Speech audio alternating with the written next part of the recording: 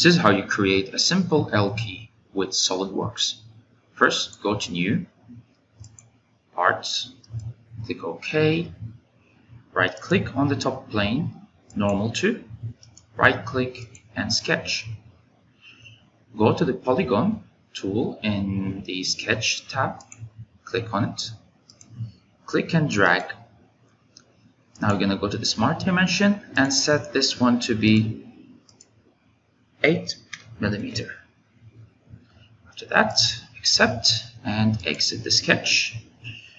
Right click on the front plane, Normal to, right click again and Sketch.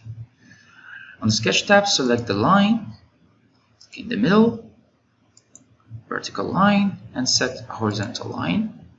Set the dimension for the vertical line to be 30 and the dimension for the horizontal line to be 60.